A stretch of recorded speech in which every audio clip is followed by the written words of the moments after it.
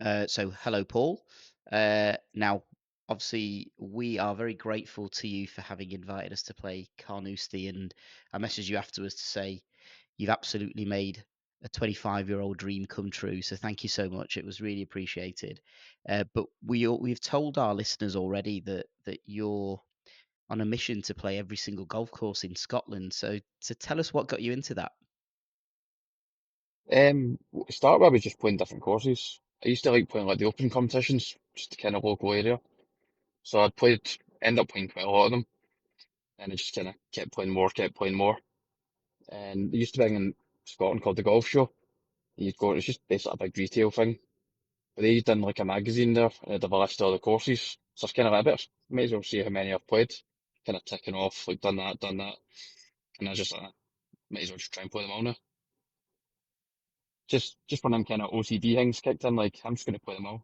Yeah, yeah.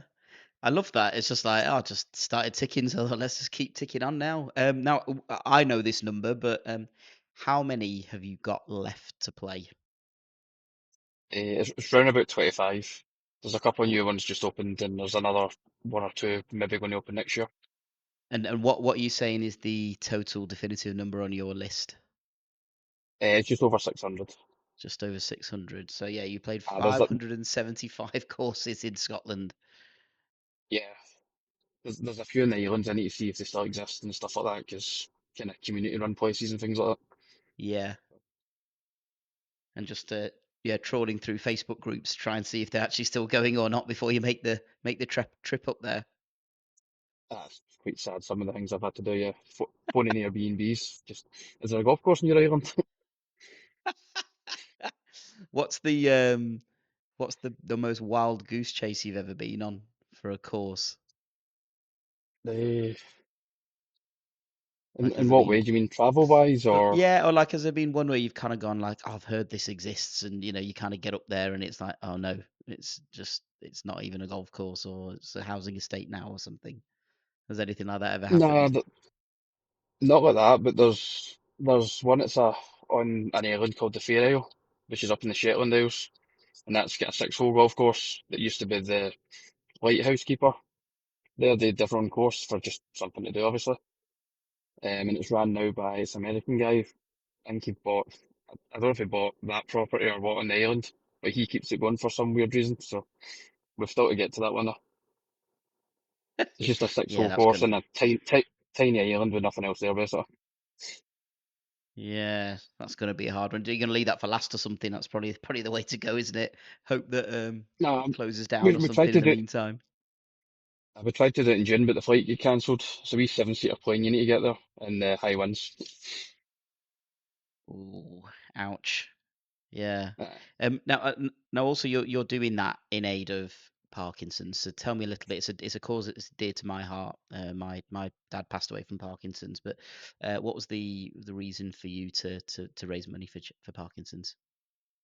it's the same thing, really. It was my dad had it at the time.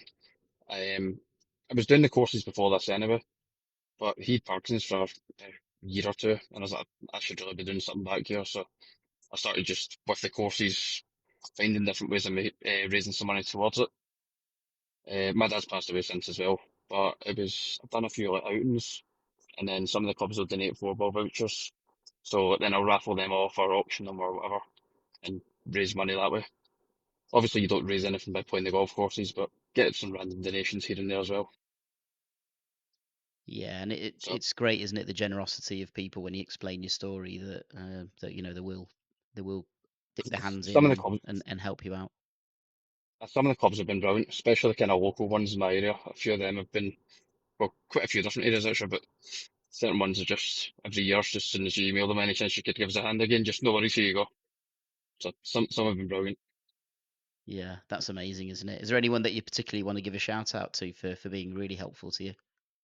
I would need to list them off to be honest, and I'll probably miss somebody, so I won't. But Yeah, fair enough. it's the same as yourself. Like it might be the secretary who happens to have somebody who's passed away from Parkinson's or got it, and that's one of them was Roxburgh that gave me one for that. It was just happened to be whoever I spoke to had a relation Yeah. that had the disease, so that was why I got that one. I think there's been a few of that to be honest. It's that kind of, I know we're sort of sidetracking, but it is quite important. It's that kind of condition, isn't it? That a lot of people have been touched by it, and a lot of people have had. And it's not a pleasant thing for the person who's going through it and the loved ones around them to sort of experience. So I think you feel a bit of solidarity with somebody if they've been through that themselves. So yeah, I hope your fundraising efforts carry on. We are going to pop a link on all of our descriptions for anybody who wishes to donate, because it is a great cause.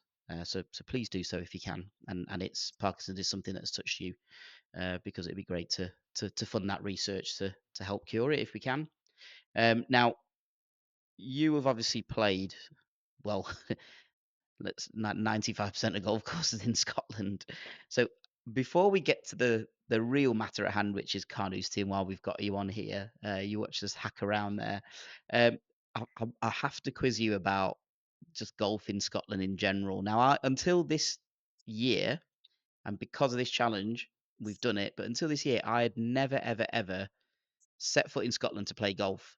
And it was a weird thing. We're only in Manchester, we're not that far away, and it just had never, ever happened.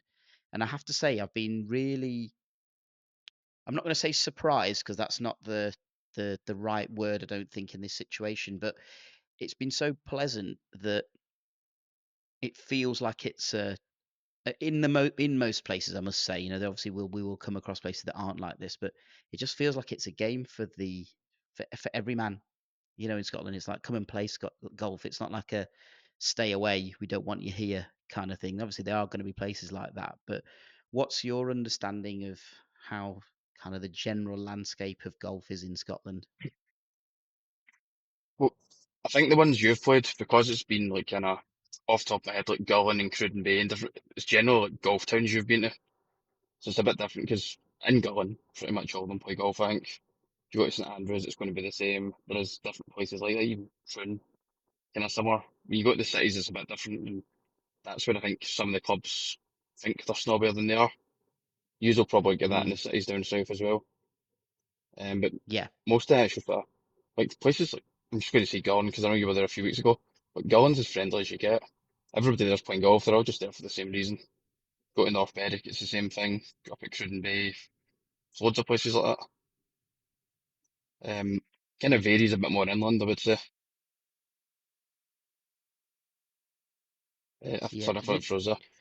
No, no, it's all right. Don't worry. Did you Nah, did you feel um have you found an area in Scotland that you found has been like a really good collection of courses? And obviously you've got the ones where there's the big ones, right? There's a collection of courses all nah. around in one little area. But are there any like little pockets and parcels of areas in Scotland that you think, "Oh, actually that's a bit off the beaten track, but it's a good place to go and play three or four courses quite near to each other?" Uh, Two areas I would have is see round about Avonmore, that sort of Hmm. the Cairngorms. It's quite like it's Spey Valley, Watergarten, Granton Spey, Carnoustie. There's a couple of nine holes as well in there. It's just a really nice place and it's chilled out. I think the prices went up a wee bit more recently, but it's, compared to sort of expensive ones, it's very cheap and it's just chilled out. Um, and then the other one I'd say is kind of Moray Speyside, which would belong like Moray Golf Club, but I'm trying for where you would know Nairn. Nairn's one of the ones that'll be on Nairn, your I've list. heard of Nairn. Yeah, Yeah, yeah, that's on our list. Yeah, kind of basically between Inverness and Aberdeen. If you just go along that coastline, there's a lot of very good yeah, golf up there, and it's most of them. Well, for people down south, you won't know them. The odd one you may have heard of, but just like Strathleen, Buckpool, Cullen's a bit more famous. Gets kind of been on YouTube and that a wee bit. Cove Sea, Moray, there's Hopeman. There's a lot of very good courses up there, and they're not that expensive. When you go to these kind of off the beaten track courses, they're always friendly, but they're just happy to have you there. yeah. I remember speaking to you may have, I know because you listen, you may have heard on the episode we did at Hindhead with Anthony and sorry, not Anthony, with Tony and Andrew, and yeah, I mean they said as well, it's like some of the courses that are a little bit off the beaten track, not on the list. They're the ones that you get the really good welcome at, and you actually get some amazing quality golf as well, and they're just kind of like unsung hero courses almost. Uh, d- that's the ones I kind of prefer. Like you come up to Carnoustie and you're expecting a good course, you've got a good course. See when you go somewhere and you're like, I'll go and try that one out, see if it's any good, and then you end up loving it. It's kind of get a bit more of a buzz out of that, I think. Kind of like as if you Yeah. found it yourself. What do you feel is the sort of best hidden gem course in Scotland? And I think you're well qualified to tell us. There's loads of them. I quite like nine holes, so one that's kind of well off the beaten tracks over in the Outer Hebrides, Isla Harris Golf Club. It's just a wee nine Right. holer, but the views are amazing on it. It's just short, quirky, fun. You, it's nine holes, but you could go around and play it 10 times and you'd still be having fun. That'd be amazing. That's amazing, isn't it? I mean, I love that. You don't need to have something big, expansive, and whatever. You can just have a nice nine-holer. Go and I think play it twice. nines are kind of different. I think it's just, I don't know, they're just a bit more chilled out and fun. But Scotland's got a lot of them, especially up in the Highlands and Perthshire as well. Just, especially the coastal ones, just the views are brilliant and you're usually like the only person on the course. That see again, and that's amazing as well. Just kind of like, yeah, well, I'm on my own, enjoying all of this stunning scenery and just the quality of And golf. And that makes it for you as well though. So just a couple of years there and you just chill out, play as fast or slow as you want, go around a few times and just chill. yeah, it feels like how golf is supposed to be played, right? You just there's a little patch of land, like just go and have a bit of fun, a couple of hours with your pal, and then just bugger off home. That's my favourite way. Like just obviously you got the bigger courses, they will be quite busy, but Yeah. because they are good courses. But if you can get somewhere that's a bit quieter. In fact, on your list you've got Machrihanish and MacJuns. Down there it's a bit quieter, and the golf courses are brilliant. But you can if you get it quiet down there, it's amazing. Oh, that's good to know. I mean, the problem is they're getting busier because of idiots like us now promoting going and playing top 100 courses. So yeah, we're not doing anybody any favors, I don't think. Like the thing, there you go. No, no, go on. What are you gonna say? All I was gonna say is like the ones for like Machrihanish and that though, like the closest city is Glasgow and it's 3 hours away. So they're never going to be that overrun just because people find an effort to get there. Yeah. Like for you, Okay, it's going to be a that's day trip. yeah. Well, that's exactly right. It can be a day trip for us. Absolutely right. What's the or what would be a few best value courses you've played on your travels? Uh, just ones off the top of my head this year. Peebles and the Borders. I think it was an afternoon rate, but it was like £25. Layout was really good. Condition brilliant. I think it's High Colt designed as well. Just he's designed a lot more courses in England and Scotland, but just ones you just couldn't believe the price of it more than Yeah, anything. 25 quid for a Harry Colt That's it's design course. it's nothing. It's a busy club as well. It's not as if it's quiet. Don't know, I was surprised at the price. Full price it's Yeah. maybe 40 odd or whatever, but I played at 2 o'clock or something. It's £25. That was I middle of mean summer. that's incredible. I mean, there are people who will probably agree with me. Not we're not quite reached that level in Manchester yet, but there's probably people who go to a driving range and they're probably getting towards 15 quid for a bucket of 100 balls. So if you think for another tenner you're playing a Harry Colt designed 18-hole golf course, that's incredible. Absolutely incredible. Yeah. I mean, I feel like I'll be getting a second home in Scotland or something because I think I need to base myself up there. It's so like it's been so good, and we're only playing the really big ones at the minute. I feel like there's a whole separate world that you can open up and some hidden gem golf courses. You're missing a few hundred. Yeah. Well, yeah, absolutely. Okay, so we're talking about, and you have played so many. Um, Carnoustie for us was ranked 12. It's comfortably the highest golf course we've ranked golf course we've played. But where do you think the quality of that golf course fits in amongst all of those other golf courses? You've got all these gems and high good value courses. What the actual golf at Carnoustie? How do you think that stands up against the others? In terms of actual layout and stuff, it's right up there with the best, I'd say. I don't think there's loads in Scotland that've got a better layout. I've started playing Muirfield and everyone says that's amazing, but like St Andrews is like the sort of main one everybody knows, but Carnoustie's layout wise is a miles better than St Andrews. Um, Personally, I like views on a golf course. To see the likes Yeah. of Kings Barnes and Castle Stewart and stuff, Royal Dornoch, I would have them above it. But that's just personal. I like having good views when I'm playing golf. Yeah, It's you're kind of the one thing standing for on a me to tee and relax. yeah, yeah, absolutely. Well, Ah, it just puts you in a good frame of mind, doesn't it? I mean, you can. I know this is the game is this, isn't it? It's opinions and what people's preferences are, and some people want to go somewhere where it's like ridiculously difficult and challenge themselves against that. Some people just want to play with a friend, have a little natter, almost get your phone out every tee box taking a picture because it's so stunning to look at. It's what you want to get out of the game, I suppose. I think it depends what you're there for as well. Like, if you're going for a nice test of golf, and you want a proper battered and then go to Carnoustie on a windy day. If you're wanting somewhere nice, chilled out, you probably want to be 9 hole overlooking the sea. It's just, it's all about who you're going with and what you're doing. And so it's in, I, I don't know all the ones that are on your top 100 list in Scotland, but I know they're quite varied, which is good because you have like, Dornoch and Kingsbarns with the views, and then you have Carnoustie and Muirfield, which are more just a bit technical golf, kind of trying to avoid Yeah, bunkers and whatever else. yeah. It's fascinating that. Now, I mean, you touched on it then.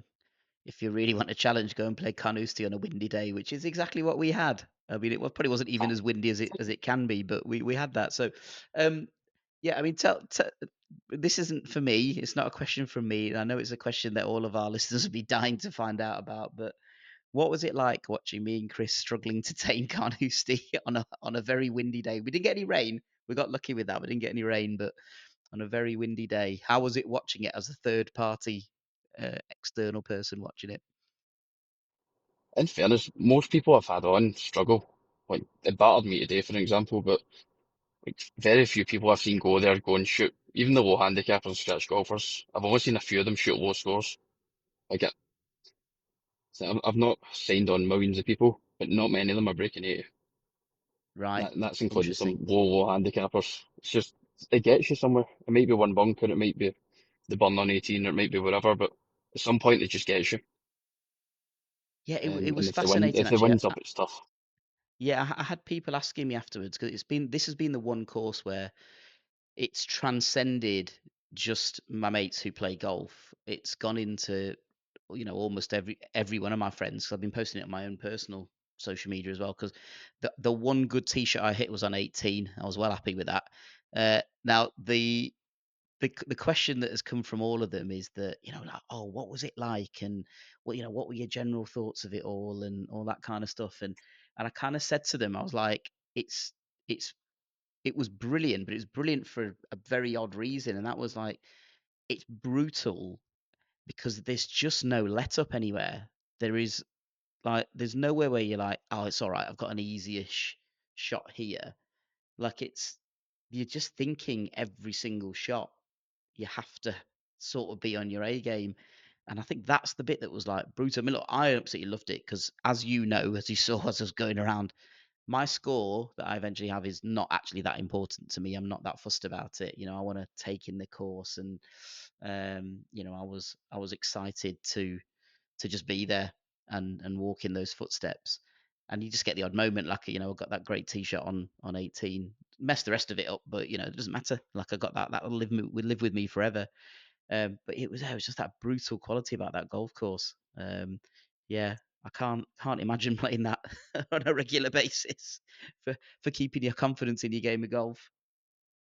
It's just, you can be playing well, but if you let your guard down at all, it just punches you in the face and then keeps doing it. Paul, you've described that absolutely dead right. It just punches you in the face, doesn't it? That's exactly right. What's your favourite hole at Carnoustie? I mean, there are many, but which is the one that for you that stands out? I'm trying to pick a few, but I like the third hole. Um, trying to right. So maybe we played the yellow, so it's about 320, 330 yards, two bunkers, middle of the fairway, one wrapped Yeah, round the left in front of the green. It's yeah, just, it's a short hole, and most people I play with just bogey it.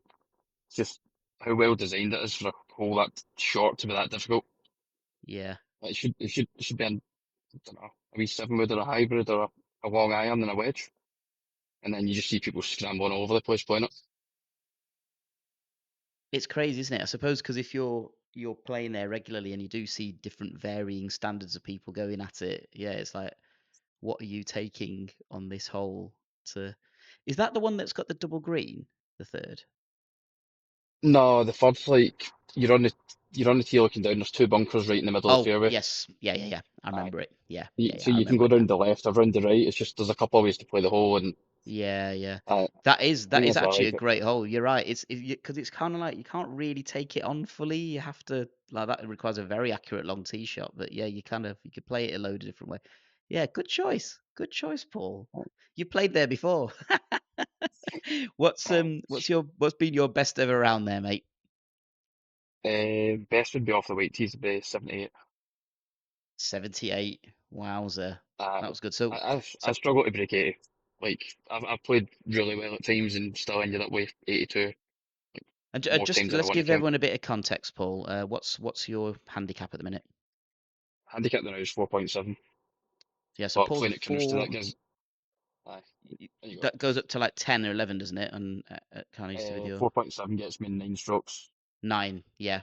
Yep. So you're touching. Well, that's 81 anyway, isn't it? Because it's par 72, so it's 80, 81 anyway. So yeah, you've got to play out of your skin just to break 80 around there. So it's amazing, isn't it? The It's just the standard. problem. Like you'll have one bad hole, and then if you go and you've done it a few times, you go in a bunker, take a few shots, and that's you wasted half your shots straight away. Like it's I so don't know what quickly done. I don't know what you're talking about, Paul. But I was out first time every time, wasn't I? Um, I Yeah, won't upload anything. I had we'll describe as a couple of choice moments. I think it was about three bunkers got me in the end, and I just at the very first one I got out first time, and then after that I just couldn't. I couldn't. I got the heebie-jeebies, and I have a very tenuous relationship with playing well out of bunkers. It just is fleeting, and I thought, do you know what happened? I'll tell you what happened. On the preview episode, Paul, I said, "Do you know what? I'm getting decent out of bunkers now. I think it's going to be tough, but I'm getting decent out of bunkers, and I think that's just the golfing gods getting me back." Oh well, there you go. Conversely, Paul, what has been your worst round? We'll move on from all the footage that you've taken of me hacking away in a bunker. Fuck off. Uh, last year I shot 102, and that done a big Wow. asterisk on it. I've got no idea what the score was, but over 100 anyway. Yeah. Just had a fun day in the bunkers. I was in every one of them. Yeah. I mean, your words lived with me after I was on my third bunker that I was really struggling on. Your words of "stay out the bunkers, they're a fucking nightmare." I think that they were Uh, just ringing in my ears. And the funny thing is, there's not like a crazy amount of them. They're either well positioned, but it's what actually I think even the well positioned bit, we weren't all just in bunkers the whole time. I mean, you could have that. I can see how you can totally just keep ending up in bunkers there, but it's just that if you do end up in one, invariably, it's just a bloody hard shot. Like, there's just not an easy bunker shot out there, is there? You've got to have your technique absolutely right. And, even if it's a shallower one, then there's a bunker on the other side of the green that you could end up in if you don't connect it just right. So, yeah, tough what, old. what what the issue of the bunkers is, see the fairway ones, they're all head height, and then Yeah, you're running in, they'll be at 200 yards, there'll be another one at 230, 250, but your ball's flying into it, hitting the face and dropping. So you're up against the face more than you're not, and then it's like flop shot out. That's one shot wasted straight away, assuming you yeah, actually get out, and you're still behind yeah, where a good drive would be at that point. So straight away you're like a shot and a half behind as soon as you're in a bunker. Like you just need to get out yeah. and then try and get off that hole. You just don't have a chance, do you? Like the fairway bunkers they're just pot bunkers, aren't they? Yeah, it was. I described it as just a beautifully bonkers, brutal place, and that's exactly what it was. It was, yeah, it was kind of, and funny. Here's a funny thing, but I think like even though I definitely had some, I mean, I was grateful that you recorded all of my moments in bunkers. That was great. I'm surprised there wasn't more laughing on them videos, if I'm perfectly honest with you, but. Um, you know, you sort of look back on that and you kind of go, all right, well, take those shots over or whatever. But actually, just even the rest of it, you were just like, this is a test, a proper test of your golf. Like everything's tested out, your accuracy off the tee. 40-mile-an-hour winds. You got to try and somehow keep it in play and all this kind of stuff. And it was, yeah, it was wonderful. The I'm the glad we funny didn't get any rain, if I'm perfectly honest with you, but we got some good wind. the funny thing with the bunkers is though, see if you're off the tee and you're spraying it, you probably won't go in that many. It's when you're just offline you go in them. Like if you're driving the ball well, you'll probably go in more bunkers than if you're driving it badly. If you're Right, bad, you'll be too interesting. wide to go in them. And then you've seen it, the rough isn't that bad. Just because there's so much visitor play, they keep the rough quite low just to keep the pace of play up. Like the bunkers are all at the edge of the fairway, so if you just miss, you'll be in the bunker. If you do a big miss, you'll be in the rough or whatever. But I mean, you're almost better off that's doing that. yeah, that's a relatively good point actually. That you are right because the rough is down, and we found that in most places that we've gone to, the rough isn't ridiculous because you have to It's find pace your of golf play, that's ball. all it is. Exactly. If you're looking for 3 minutes after every single shot, then everyone's screwed, aren't they? They're not going to be able to play. Okay, right. What's your best story? And this doesn't have to be a golf thing, but what's your best story about Carnoustie? This isn't mine, it's just one I've heard. There's a hole on it. Do you remember the hole that goes up to the halfway house Yes. over the bun? It's called Yeah. South America. Yep. And supposedly the reason it's called that's there's a caddy that was going away, he was going to South America. They had a big leavers do for him. So he's in the clubhouse or whatever, and they get wasted drunk basically. Left during the night. That's me. I'm going to South America, away out steaming drunk, and someone found him the next day sleeping in one of the bunkers on that hole. No, no idea if it's true, but it's a class story. It doesn't matter. It doesn't need to be true, does it? A story like that. Uh, Who cares? Absolutely, who Scotland, it cares? There's probably no. is. Well, yeah, exactly right. Yeah. Oh, brilliant. And halfway house, I was happy with that. We've not seen that on many links courses. You're either going back towards the clubhouse or there's just nothing. That was great, and it was lovely. I had a nice soup in there. Now we obviously came to play the championship course with you because that's the one that's on our list, and I was fortunate somehow. It happened that quite a lot of the round I was actually walking next to you for some reason. I'm not really sure. And there was many times you were waiting for me and things like that. So we were kind of generally chatting. Now there are two other courses at Carnoustie Estate, I suppose you'd call it. Um, so yeah, tell us a little bit about those other two courses because you told me some really interesting stuff, and I think it's worth bringing out. Well, to sort of, it's kind of like the championship's not the main one. Burnside would be the sort of second course. That one kind of weaves its way around the championship. It's on the same land for majority of it, and it's kind of to an extent like a mini version of it. But the bunkers aren't as extreme. It's still got bunkers, it's still tight in places, and you need to play well to score well, but it's not as brutal. Like, if you go in the bunker, you're not going to be taking seven out it and stuff like that. So, Yeah, I think a lot of golfers would actually enjoy that course more than the championship, other than the fact it's the championship and they want to take their pictures going up 18 and different things. In terms of golf, like, especially higher handicapper golfers, like that, see if they were playing a couple of times a week, they would much rather that course. It's just, saying it's just a mini version, but there's a couple of holes on it that are brilliant. And the par yeah, threes are probably better on it, to be honest. yeah. I think you said that only the par threes are better on the Burnside course than which There's, which would be there's just a few phenomenal really because I good thought the ones. par threes were amazing, by the way, on the championship course. But yeah, yeah, They're probably fantastic. harder. It's just, and then the budding course is kind of, it starts and finishes with a link section. Kind of a few holes through the trees, it's kind of heathland, and then there's like ponds or a mini lock. You go in and out of that as well. So it's really, really varied. If somebody wants a proper links course, they'd probably be disappointed, but because it's so different from the other two courses, I like it. I played it this morning. I just think it's good fun. It's a good Yeah, test as well. yeah. It's got the name Carnoustie attached to it, so it's got to have some kind of test to it, hasn't it? Really. Well, the condition of all three of them is brilliant anyway. So, like, If you you're going to, were pushed into a corner now, and somebody said you can only play one round of golf forevermore, and it's one of those three courses, which one are you playing? I'd be the championship. I enjoy getting Championship. battered. Aye. I'm Fair just trying to enough. every time you play it, you're trying to figure something out, or Yeah, like today, even I was trying to play a different tee shot in one of the holes just to see if it left a better shot in. Like you're trying to figure out wee bits just to try and save your shot here or there. Yeah, And I think it's one of the courses you'll never really figure out because the wind's different and the tees are different. Something's always yeah, different. yeah. It definitely had that feel about it. I think we saw some of the old boys teeing off before us, and I think they were spraying it a little bit and all that kind of stuff. And it's just like, I just don't think you're ever gonna master that course, are you? For 18 holes, you're sort of just holding on for dear life and hoping that you can get a score in somehow. You can't master golf anyway. It's like as soon as you've Yeah. sorted it, it just batters you. Yeah, as soon as you say that you're doing all right at bunkers, you end up at Carnoustie and you end Oh up in yes. three bunkers that you just can't fucking get out of. Yeah. Now one thing, and I left it. This isn't. It's not a surprise to you because you know what happened. But I left it as a little bit of a surprise. I didn't really ask about. So, uh, just for everybody listening and watching, of course, now Paul is an avid listener, and he heard us talk about Hickory golf clubs.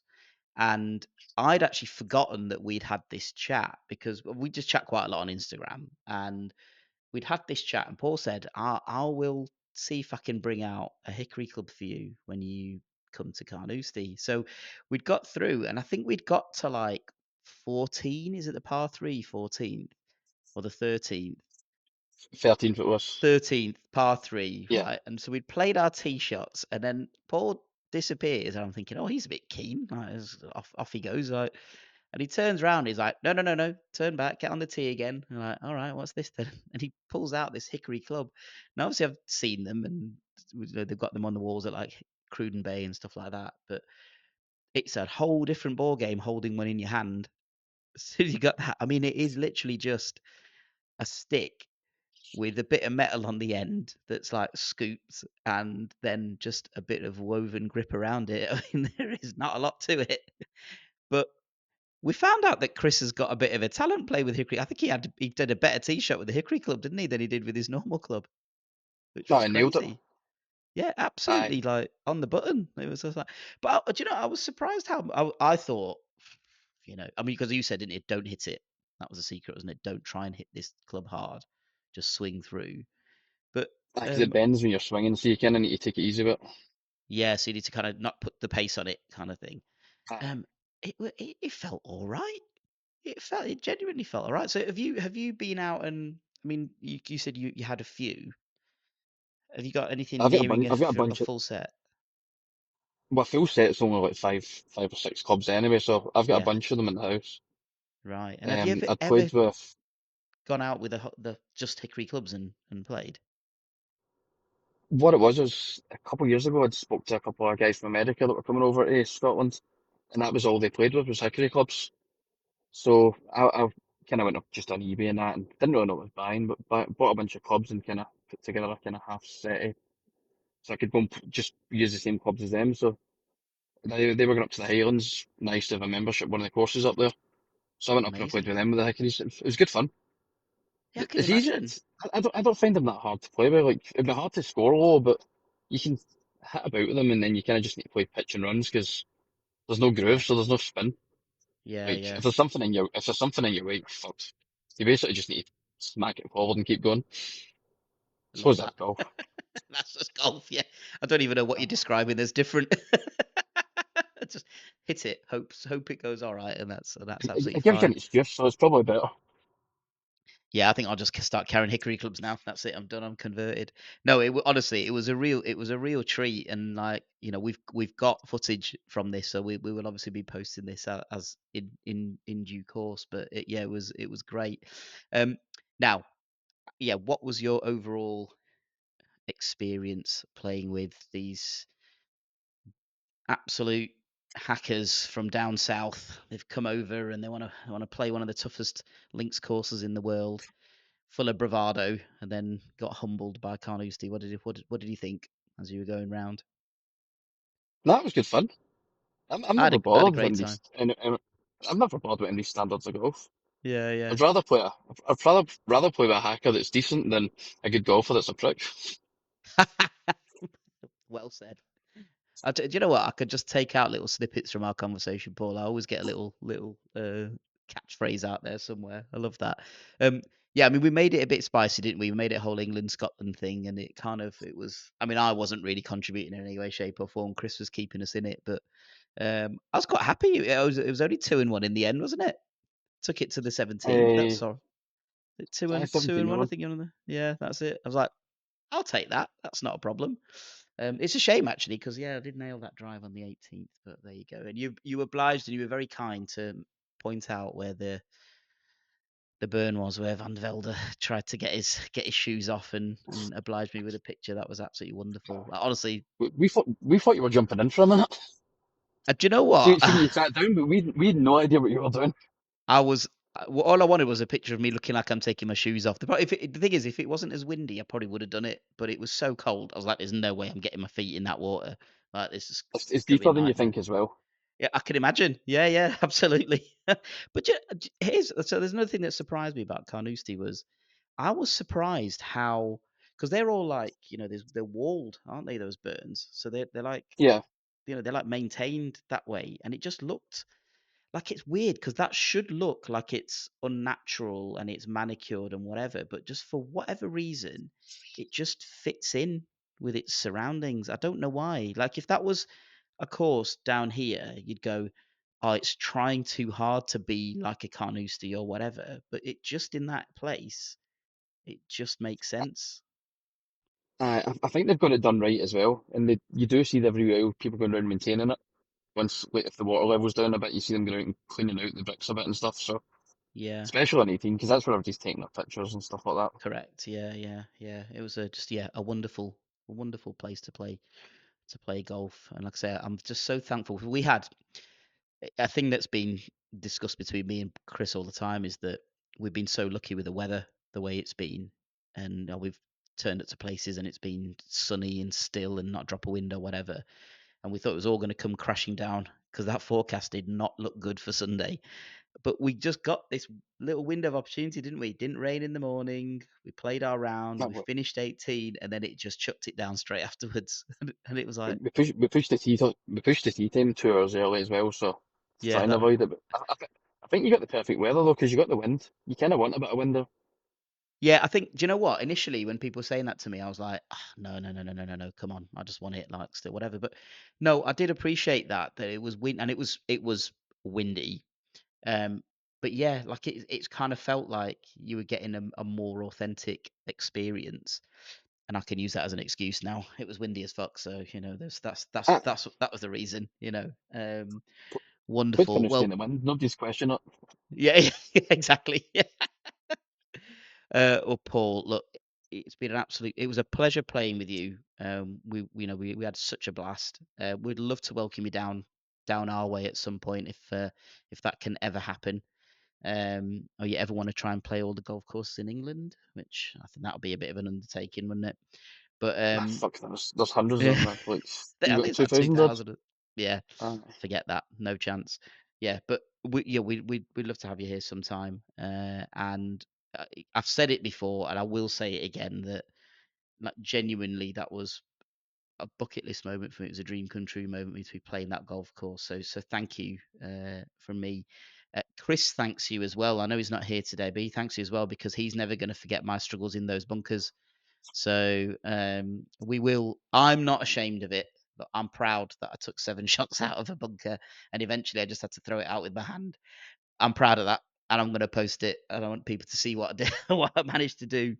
But You've got the video at least. yeah, We've I got a few know. videos. That's good. That's good. Yeah, I've got a few videos. Yeah, that's going to be one to my kids to laugh at me in a few years' time. So just remind us again, Paul. You're playing. You're going to play. Well, you're going to because you. I think you're determined to do it. You're going to play all of the golf courses in Scotland, and you're doing that for Parkinson's UK. Parkinson's UK. Now, we must Yeah. mention him because he was great value as well. So, Barry, who's your friend, Barry is also doing the same thing. He wants to play all of the golf courses in Scotland, but he's doing that for kidney research. And again, that was a cause. And it's so weird how that worked out that both of your charities are just something that was very uh, close to my heart. So we'll name check Barry. We were having a bit of good banter with him actually. He was good value. He came out. No, it was a good laugh. It was a fun game. Yeah, it was a fun game. He was when he got serious and he came out with the Argentina chants and stuff like that. I was like, brilliant. Now we're on. Now we're on. It's getting spicy. So yeah, thank you, Paul, and thank you for your time. I know you're busy and you're in your car at the minute, so I'm sorry I dragged you out there for Aye. this Had to get a interview. But signal somewhere. yeah, well, that's the problem, isn't it? But yeah, cheers, Paul. I really appreciate your time. No, no worries. We'll get an argument at some point as well.